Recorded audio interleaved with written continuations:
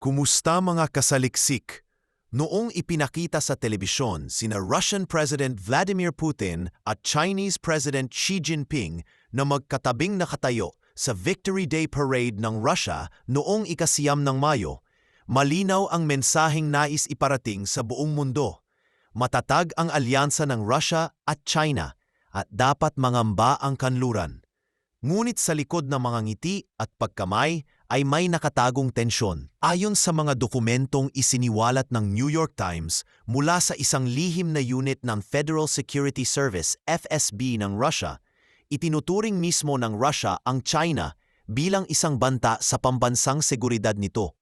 Ang nasabing dokumento na galing umano sa grupong cybercrime na Ares Leaks ay tumatalakay sa malawakang operasyon ng espionage ng China sa loob mismo ng Russia. Ayon sa dokumento, may isang espesyal na unit sa FSB na partikular na binuo upang pag-aralan at bantayan ang aktibidad ng China.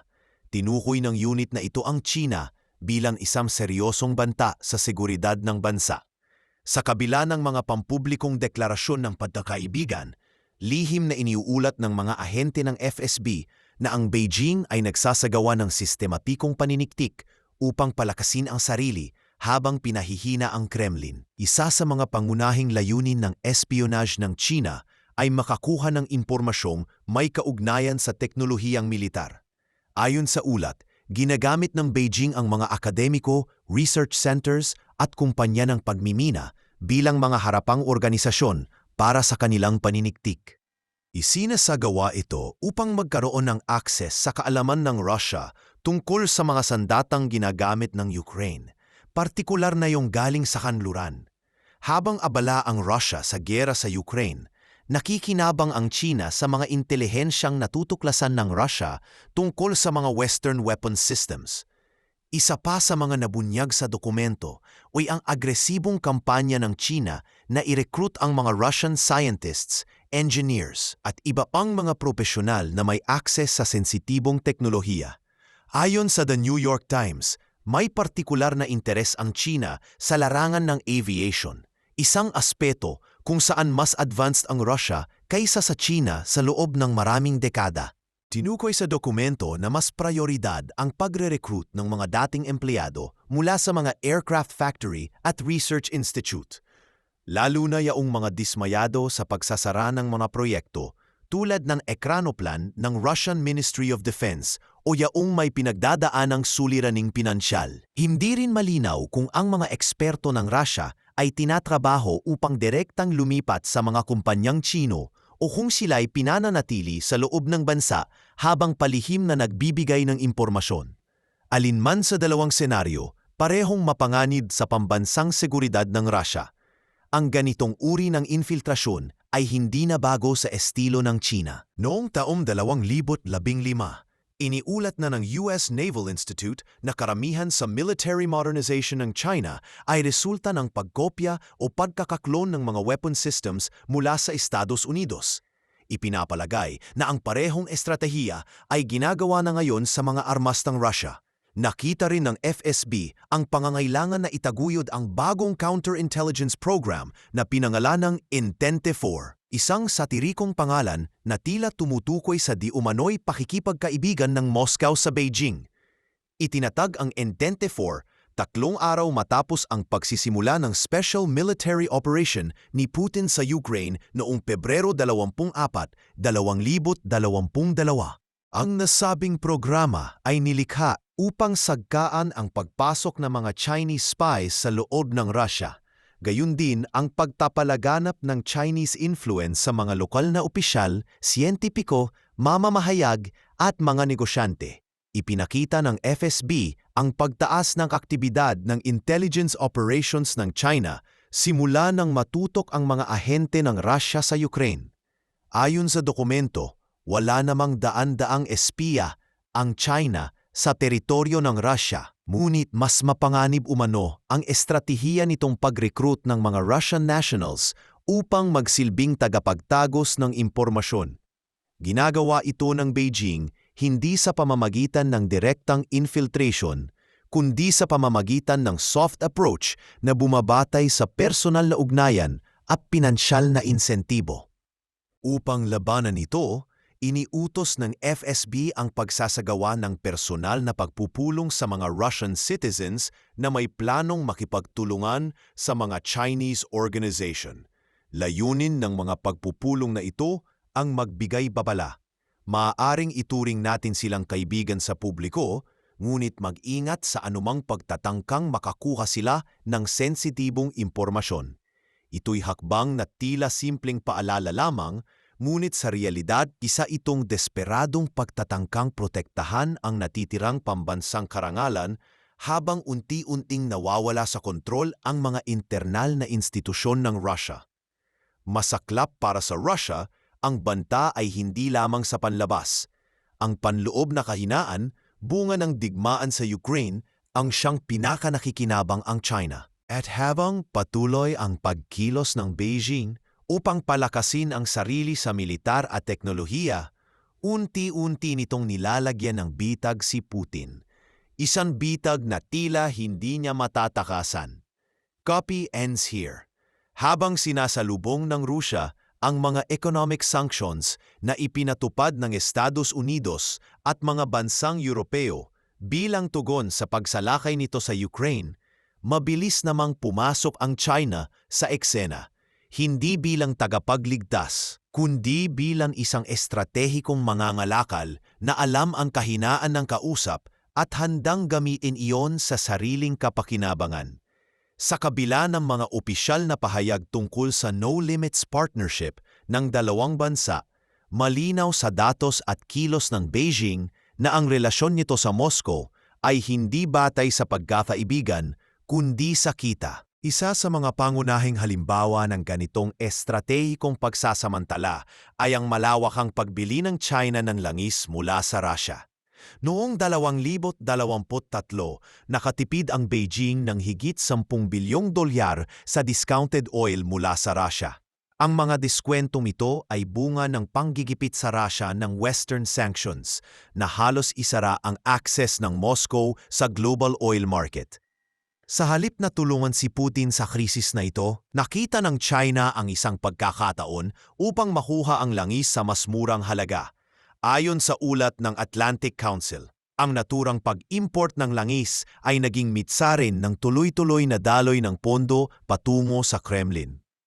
Ang naturang pondong ito ang siyang ginamit ni Putin upang tustusan ang operasyong militar sa Ukraine. Subalit, hindi ito nangangahulugang nagsisilbi ang China bilang tagapagtaguyod ng layunin ng Russia.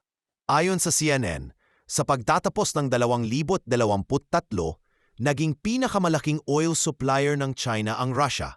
Pero sa halip na ituring ito bilang pagkakaisa, malinaw na ginagamit ng China ang pagkakataong ito upang mapalalim ang impluensya nito sa ekonomiya ng Russia.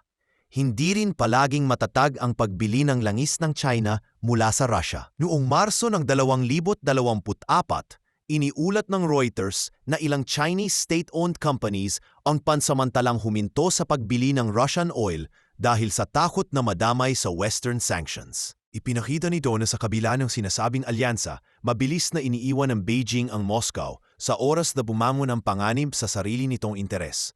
Ito ay hindi pangtalikod mula sa pagkakaibigan, kundi isang patunay na ang relasyon ay isa lamang transaksyon na may kalakip na kalkuladong panganib. Bukod sa langis, isa pa sa mga larangang sinasamantala ng China ay ang pagbenta nito ng critical raw materials tulad ng germanium, gallium at antimony, mga elementong mahalaga sa paggawa ng mga drones at missile guidance systems. Habang ipinatupad ng China ang export ban ng mga mineral na ito patungo sa Estados Unidos noong Disyembre 2024, nanatili naman ang tuloy-tuloy na bentahan ng parehong mga materyales patungo sa Russia. Wika nga ng US-China Economic and Security Review Commission. Alam ng Beijing kung paano gamitin ang parehong mga panuntunan upang makuha ang maximum na benepisyo sa magkabilang panig. Hindi rin libre ang mga materyales na ito. Ang lahat ay binebenta ng China sa komersyal na halaga, at ito ay hindi bahagi ng anumang military aid o strategic subsidy. Kaya't sa bawat drone o missile na nalilikha ng Russia gamit ang mga elementong ito, nakakakuha ang China ng kita, isang sitwasyong parang binibigyan ng gasolina si Putin habang sinisigurado ng Beijing na bawat lipro ay may katumbas na tubo. Ito rin ang dahilan kung bakit makikita sa kanilang relasyon ang isang hindi balanseng ugnayan. Isa itong alyansang mukhang tapakipakinabang sa parehong panig. Ngunit sa mas malalim na pagsusuri, lumalabas na mas nakikinabang ang isa kaysa sa isa pa. Pagdating naman sa kontrol sa Arctic, lumalawak palalo ang impluwensya ng China gamit ang parehong estratehiya. Ekonomikong pagpapahiram ng tulong kapalit ng kontrol. Dahil sa mga sanctions, nahihirapan ang Russia na pondohan ang maintenance ng mga pasilidad at infrastruktura sa Northern Sea Route. Ang mga lumang pipelines, ports at mga ruta ng barko na noon ay pinundohan ng mga kumpanyang Western tulad ng Baker Hughes ay ngayoy iniwan. Sa halip, pumalit ang mga kumpanyang Chinese gaya ng tumulong sa proyekto ng Novatek noong Oktubre 2024. Ang pagpasok ng China sa Arctic ay hindi lamang aksidenteng produkto ng krisis sa Ukraine. Ayon sa High North News, masinsinang pinag-aralan ng Beijing ang epekto ng climate change sa pagkatunaw ng yelo sa Arctic at nakita nito ang pagkakataong makakuha ng akses sa mga bagong ruta ng kalakalan gaya ng Northern Sea Route, Northwest Passage at Transpolar Sea Route. Kung makokontrol ng China ang mga ito, maaari nitong gamitin ang lokasyon bilang leverage sa global shipping at sa parehong panahon ay mapilitang umasa ang Rusya sa infrastruktura at teknolohiyang Chinese. Ang ganitong transaksyon ay may dagdag pang implikasyon.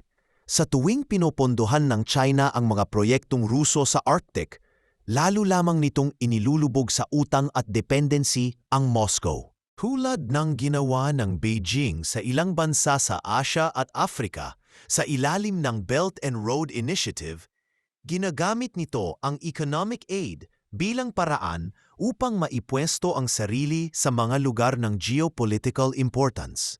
Sa kasong ito, ginagawang leverage ng China ang mga tulong infrastruktura upang madagdagan ang kontrol nito sa Arctic, isang rehiyon na dating pinapangarap ni Putin na maging pangunahing economic frontier ng Russia. Ayon sa Council on Foreign Relations noong Disyembre 2024, malinaw na itinuturing ng China ang relasyon nito sa Russia bilang transactional strategic opportunity. Hindi ito batay sa matagalang pagkakaibigan o ideolohikal na pagkakaisa. Sa halip, sinasamantala lang ng Beijing ang kahinaan ni Putin at ginagamit ito para sa sariling strategic gains. Habang abala ang Kremlin sa pakikidigma sa Ukraine, unti-unti namang nilalagyan ng China ng panibagong tali ang bawat aspeto ng ekonomiya, enerhiya at kalakalan ng Russia. Sa madaling salita, hindi kaalyado ang China sa digmaan ng Russia. Isa itong matalinong mangangalakal na, habang nagpapaulan ng salapi, ay unti-unting tinutumbasan ang bawat piso ng kapalit na kontrol. Habang nagpapatuloy ang labanan sa Ukraine, patuloy din ang tahimik ngunit sistematikong operasyon ng China sa likod ng entablado. Isang operasyong higit na mapanganib dahil hindi ito umaalingaw-ngaw na mga kanyon, kundi bumubulong na mga kasunduan na may halong bitag. Habang ipinapakita sa pandaigdigang entablado na magkaalyado ang China at Russia, may namumuong tensyon sa ilalim ng surface, tensyon na maaaring sumabog anumang oras. Isa sa mga pangunahing isyung binabantayan ng Federal Security Service (FSB) ng Russia ay ang lumalakas na indikasyon na hindi lamang militar at ekonomiya ang naisaklawin ng China, kundi pati mismong teritoryo ng Russia. Ayon sa leak na dokumentong nakalap ng New York Times, may tatlong pangunahing dahilan kung bakit seryoso ang pangamba ng Kremlin: impormasyon hinggil sa Western weapons, teritorial na banta sa Russian Far East, at kompetisyon para sa Arctic. Simula pa lamang ng pananakop ng Russia sa Ukraine, tumindi na agad ang presensya ng mga Chinese intelligence agents at defense officials sa loob ng bansa. Ayon sa dokumento ng FSB, agad na nagsidating ang mga kinatawan mula sa defense firms ng China at mga institusyong may koneksyon sa intelligence upang makalap ang lahat ng impormasyong makukuha. Partikular ang interes ng Beijing sa teknolohiyang kaugnay ng drone warfare, software modernization at anti-Western countermeasures, mga larangang ginagamit ng Ukraine laban sa Russia. Sa isang bahagi ng ulat, inilahad ng FSB na may isinasagawang priority recruitment sa mga dating empleyado ng mga aviation factories at Defense Research Institute sa Russia, lalo na sa mga naapektuhan ng pagsasara ng Ekranoplan project ng Russian Ministry of Defense. Ito ang mga taong may kaalaman sa mga sensitibong teknolohiya na kinahuhumalingan ngayon ng Beijing. Sabi ng ulat, hindi malinaw kung tinatrabaho silang tuluyang ilipat sa China o panatilihing nasa loob ng Russia pag pinapadaloy ang impormasyon pabalik sa Chinese handlers. Alinman sa dalawa, parehong masaklap para kay Putin. Hindi ito ang unang pagkakataong ginamit ng China ang taktikang ito. Noong 2015, iniulat na ng US Naval Institute na karamihan sa military advancements ng China ay bunga ng pagkopya sa Western weapon systems tulad ng F-35 fighter jet at X-47B drone. Ngayon, tila inilipat ng Beijing ang pansin nito sa Russia. Sa gitna ng digmaan sa Ukraine, hindi na kailangang direktang umatake ang China upang makuha ang kailangan nito. Ang kailangan lang ay pasukin ang mga pagod, walang pondo, at madalas ay dismayadong siyentipiko at opisyal ng Russia.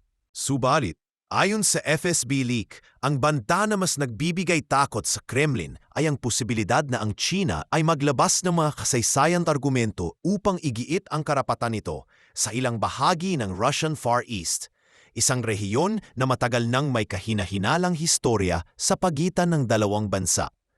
Binanggit sa dokumento na maraming Chinese academics ang tumitindi ang panawagan upang ibalik ang mga lupain na ayon sa kanila ay bahagi ng sinaunang kabihasnang Chino. Lalo na ang Vladivostok, isang lugar na opisyal na naging bahagi ng Russia matapos ang mga kasunduan noong ika-19 na siglo. Gumagamit sila ng kasaysayan upang bigyang katwiran ang mga aksyon sa modernong panahon. Ayon sa isang senior intelligence analyst mula sa UK na sinangguni ng The New York Times, ang parehong estratehiya na ginamit ni Putin sa Ukraine ay ngayon ay ginagaya ng China laban sa kanya. Kapansin-pansin na noong Agosto 2023, naglabas ang China ng pambansang mapa kung saan ginamit ang mga pangalan ng lugar sa Far East Russia sa Chinese form. Halatang mensahe na hindi pa rin ganap na tinatanggap ng Beijing ang kasunduan sa hangganan.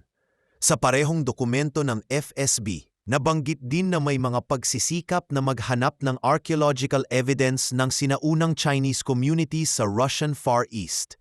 Layunin umano ng mga ito na gamitin ang anumang matutuklasan upang maimpluwensyahan ang opinyon ng mga lokal na mamamayan sa mga nasabing rehiyon. Ito ay isang uri ng malambot ngunit mapanganib na paghahanda para sa posibleng territorial claim na kasaad sa ulat. Habang nagpupursigi ang Russia na maibalik ang impluwensya nito sa dating Soviet territories tulad ng Moldova, Georgia at Central Asia, may sarili namang inisyatiba ang China na palakasin ang presensya nito sa parehong mga rehiyon. Pinukoy sa dokumento ang Uzbekistan bilang isa sa mga pangunahing target ng bagong estratehiya ng China na gumagamit ng humanitarian aid upang palalimin ang soft power nito. Hindi man binanggit ang mga detalyeng teknikal ng plano, malinaw ang sentimiento. Ang tanumang pagpapalawak ng China sa Central Asia ay direktang sagabal sa layunin ni Putin na muling pasunurin ang dating mga satellite states. Subalit, ang Arctic pa rin ang itinuturing na pinakamaselang usapin ng FSB. Ayon sa dokumento, ang pagkatunaw ng yelo sa Arctic na ngayon ay bumaba ng 70% mula pa noong dekada 80 ay lumikha ng tatlong bagong ruta ng kalakalan, ang Northern Sea Route na malapit sa baybayin ng Russia, ang Northwest Passage sa baybayin ng North America, at ang Transpolar Sea Route na dumaraan sa North Pole. Lahat ng ito ay inaasam ng Russia. Ngunit dahil sa kakulangan ng pondo dulot ng sanctions, posibleng mapasakamay ng Beijing ang mga kritikal na infrastruktura sa rehiyon. Ang dokumento ng FSB ay nagpahayag ng takot na maaaring gamitin ng China ang kapangyarihan nito sa ekonomiya upang tulungan ang Russia sa Arctic Kapalit ng impluensya at kontrol sa kasalukuyang kondisyon, malaki ang posibilidad na hindi na magawa ng Russia ang maintenance sa mga port at transport hubs sa Northern Sea Route, ayon sa ulat. Sa puntong ito, ang alternatibo ay hayaan ang mga kumpanya ng China na pumasok at tumulong na magreresulta naman sa mas malaking kontrol ng Beijing sa pinapangarap na Arctic Trade Corridor. Ito ay hindi na lamang spekulasyon. Ang Russian company na Novatek, isa sa mga pangunahing gumagawa ng liquefied natural gas sa Arctic, ay lumipat na sa paggamit ng Chinese partners matapos putulin ng Baker Hughes, isang kumpanyang Amerikano, ang pakikipag-ugnayan noong 2024. Malinaw na unti-unting sinasakop ng China ang puwang na iniwan ng West at ginagamit ito bilang pagkakataon upang puwersahang umasa sa kanila ang Russia. Sa pinagsama-samang aksyon ng Beijing, mula espionage at economic manipulation hanggang historical revisionism at strategic expansion, lumilitaw na ang China ay hindi isang kaalyado, kundi isang maingat na manlalaro sa geopolitika na ginagamit ang kasalukuyang kahinaan ng Russia upang palakasin ang sarili. Ang FSB ay naglabas ng direktibang nagpapasara sa mga entry point ng bansa para sa mga dayuhan na konektado sa mga aktibidad na ito at inatasan ang mga ahente na magsagawa ng preventative work sa mga mamamayang Ruso na maaaring maging target ng China. Sa bandang huli, lumilitaw na kahit papaulit-ulit ang deklarasyon ng No Limits Friendship ni na Putin at Xi, may mga limitasyon na matagal nang lumalalim sa pagitan nila. At sa gitna ng mga ito, malinaw kung sino ang tunay na nakikinabang. Copy ends here.